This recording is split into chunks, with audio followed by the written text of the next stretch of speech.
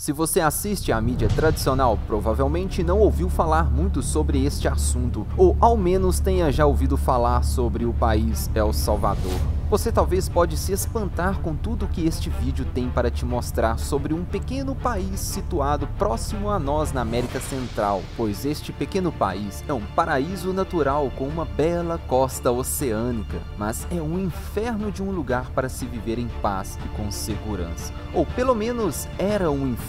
Podemos dizer que este lugar sofreu grandes e abundantes mudanças nos últimos meses e anos, e os resultados têm espantado tanto a mídia que chega a ser pouco divulgado. Mas o que afinal de contas aconteceu em El Salvador que o fez se tornar o país tão relevante para o mundo? Então, por gentileza, já deixe seu like, se inscreva aqui no canal e vamos descobrir tudo isso agora.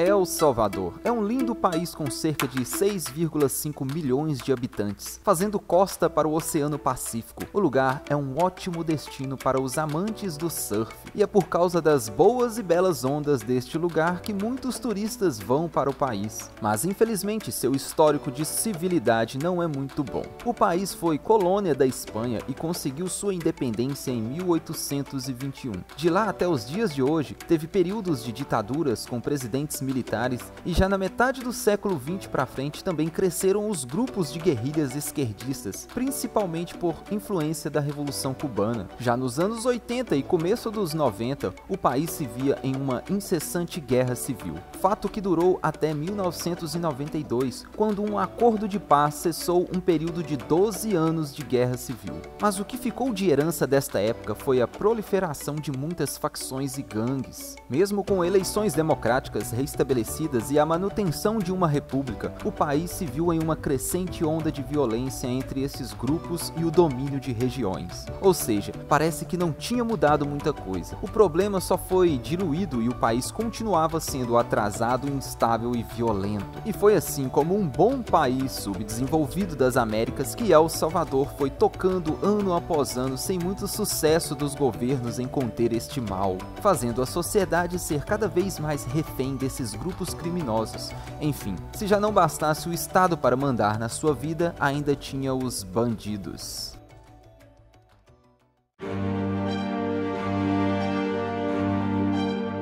Um país assim, tomado por facções já há décadas, parece não ter muita salvação. Bom, principalmente se os governos forem pacíficos e aceitarem sempre negociar com esses grupos criminosos. Afinal de contas, quem negocia com bandido aceita condições ilícitas em acordos e vive um falso estado de paz. Então, para mudar o rumo de vez de um país nessas condições, somente mesmo um choque de gestão e cultura, declarando guerra a esta frente terrorista. Foi então que no ano de 2019, o então prefeito da capital San Salvador ganhou as eleições para presidente do país. Nayib Bukele se tornou o 46º presidente eleito em El Salvador. E foi aí que o país começou a virar notícia no mundo por causa das fortes e rígidas tomadas de decisões do novo governo. Bukele foi eleito já no primeiro turno das eleições, se tornando o primeiro presidente desde o fim da Guerra Civil que não representava nenhum dos dois principais partidos que governaram por 30 anos o país. Foi realmente uma grande reviravolta, pois como já dissemos, os governos anteriores pareciam não querer mudar a situação, pois ficavam sempre alternando o poder e negociando com as facções. Algo, digamos que bem parecido com o Brasil, essa alternância de poder, né? Mas fato é que Bukele foi eleito com promessas pesadas de mudar o rumo do país e extinguir de vez as facções e gangues. Promessas de que iria fazer El Salvador ser um país civilizado e seguro para se morar e visitar.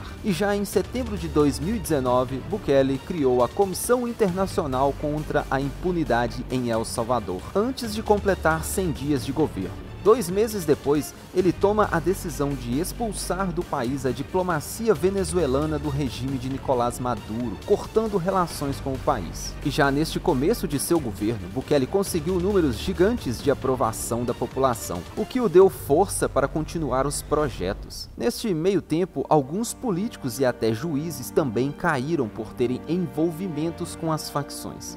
Imagina um país sendo governado 30 anos pelos mesmos políticos. Quantos deles não tinham acordos obscuros com essas gangues? Enfim, o plano de Bukele era limpar não somente o país dos criminosos de facções, mas também peças políticas que faziam parte dessas organizações. Lembrando que este vídeo está noticiando as mudanças que Bukele implantou em seu governo. Se são todas boas e justas, você é que julgará. Mas assista até o final para entender todo o contexto e ter sua opinião sobre isso. E é claro, deixe nos comentários suas críticas. Mas seguindo, vamos ao próximo passo do governo em questão.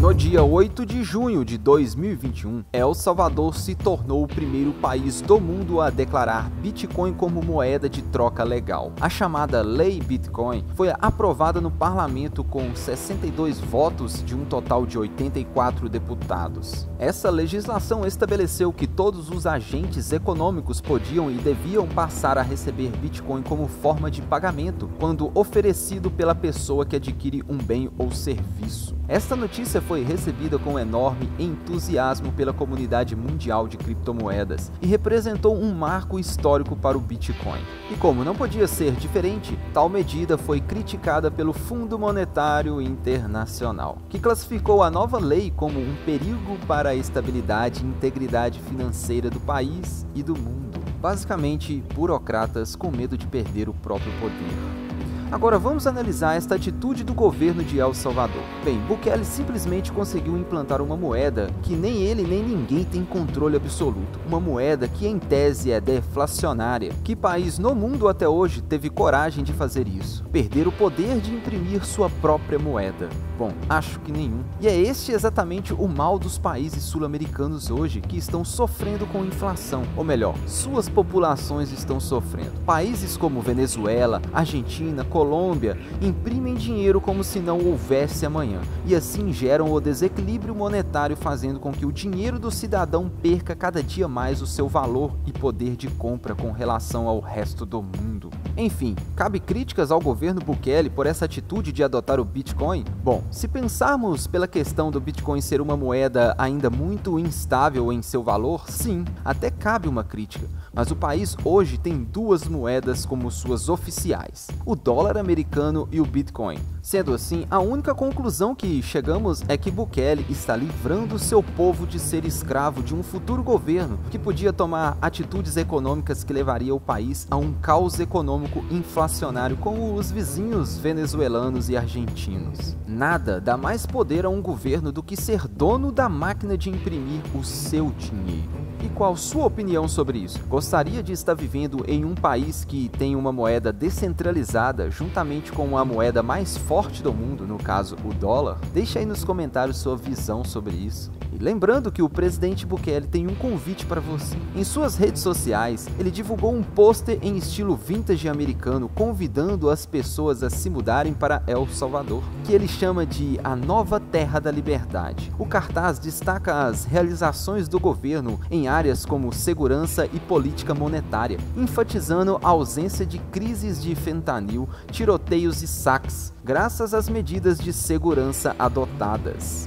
O cartaz também destaca a adoção do Bitcoin como moeda de curso legal em El Salvador, tornando-o o primeiro país do mundo a oferecer esta opção a turistas e residentes. O presidente Bukele também propôs facilitar a cidadania para migrantes, permitindo a obtenção da cidadania salvadorenha através de investimentos em Bitcoin. E aí, ele te convenceu? Deu vontade de ter uma segunda cidadania? Sobre isso, Bukele parece ter tido uma grande vitória econômica com a adoção deste modelo econômico. Apesar do Bitcoin ter caído muito após 2021, ele voltou a subir novamente em 2023, sendo hoje, digamos que, a principal moeda contra confisco e inflação. Se você quiser ficar mais por dentro um pouco sobre como funciona o Bitcoin e por que é uma moeda anti-inflação, temos um vídeo bem legal aqui no canal. Vou deixar o link na descrição e no card acima, ok?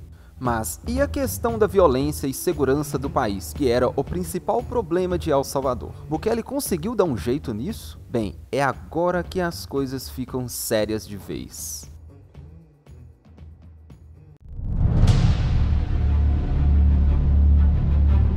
Após 3 anos de popularidade recorde, o presidente de El Salvador, Nayib Bukele, na tentativa de combater, colocou a polícia e toda a força militar do país nas ruas e declarou tolerância zero a todo e qualquer cidadão que esteja envolvido, mesmo que indiretamente, com as facções do país. O resultado de lá para cá foi surpreendente. Em 2018, ano anterior à eleição de Bukele, El Salvador tinha uma taxa de 60 homicídios a cada 100 mil habitantes, número que colocava o país na liderança do ranking na América Central e também do mundo, ao lado da Jamaica, como o país mais violento. Já no ano passado, 2022, o índice foi de 8 em 100 mil habitantes, queda de 85%, número que figura ao lado de países de primeiro mundo hoje. Mas a diminuição acompanha um aumento vertiginoso da população presa, o que fez o país alcançar a maior taxa de encarceramento do mundo no ano passado, 605 a cada 100 mil habitantes, segundo o World Prison Brief, ou 2,2% da população maior de 18 anos. Mas Bukele não parou por aí. Seu projeto maior para o ano de 2023 era concluir a construção da maior prisão da América Latina. E sua inauguração foi feita agora, em fevereiro deste ano.